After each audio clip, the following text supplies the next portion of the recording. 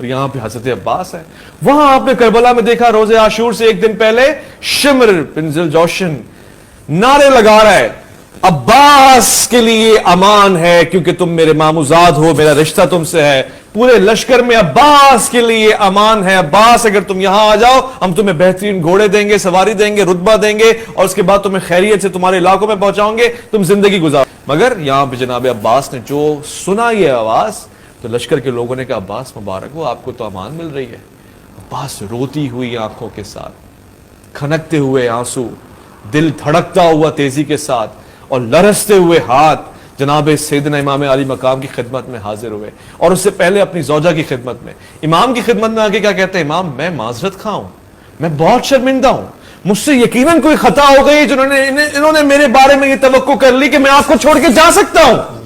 انہوں نے سوچ کیسے لیا, مجھ سے کہیں نہ کہیں کوئی غلطی ہوئی ہے, کوئی ایسی کمزوری میں نے دکھائی ہے کہ ان کو یہ گمان ہوا کہ عباس حسین کو چھوڑ سکتا ہے. میں ایسی زندگی پہ لعنت بھیجتا ہوں. یا نفسی من بعد الحسین ہونی وبعدہ لا کنتی ان تکونی, اے نفس حسین کے بعد زندگی کا وجود ہی کہاں ہے, اور اس کے بعد تو رہے گا کہاں جو تو جیے گا.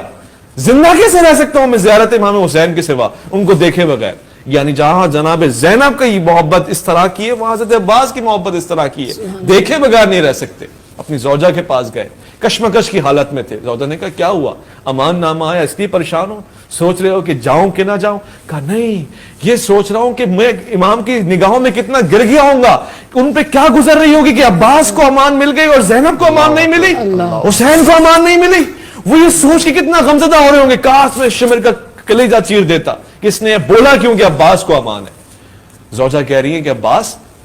یعنی یہ محبت کی شادی ہے حضرت عباس کی اور ان کی زوجہ کی, اور پیار ہے انتہا کا. وہ کہہ رہے ہیں کہ دیکھو میں اگر چاہتا ایک آرام دہ زندگی کا انتخاب کرتا, مگر عباس کا آرام تو حسین کے قدموں میں. میں چاہتا تو ایک محل بنا سکتا تھا, مگر عباس کا محل تو حسین کے قدموں میں. مجھے بس ایک چیز چاہیے کہ حسین کے قدموں میں میری قبر ہو, حسین کے قدموں میں میرا سر ہو. اور دیکھیے وفا کی اس خوبصورت علامت کو تاریخ جانتی ہے, شاہد ہے, بارہا ہم اس واقعے کو دہراتے ہیں کہ جس دن حضرت عباس علمدار نے یہ اجازت لی کہ مولا میں جنگ کرنا چاہتا ہوں اور آپ کے لشکر کا امیر ہوں, مجھے اجازت دی جائے کم سے کم پانی تو لے کر آؤں. اور جب سفارش معتبر آپ کو مل گئی جناب سکینہ کی, ایک روایت ہے جو میں خود چونکہ اپنی آنکھوں سے دیکھ کر آیا ہوں اور میں اس لہجے کو محسوس کر سکتا ہوں. حضرت عباس نے بڑے یقین کے ساتھ مشکیزہ تھاما, بڑے تحمل کے ساتھ مشکیزہ تھاما, اور جس طرح سے خطاب کرتے ہوئے گئے, آپ نے لشکر کے اندر قدم رکھا اور آپ کا مقصد صرف ایک تھا, مقصد تھا حسین کی دختر کو پیاسا نہ چھوڑا جائے, کسی بھی طرح سے اس مشق کو ان کے قدموں میں رکھ دیا جائے کہ عباس کی زندگی کا حاصل یہ ہے. کہتے ہیں کہ جب تیروں کی بھوچار آپ کے اوپر ہوئی اور پھر آپ کا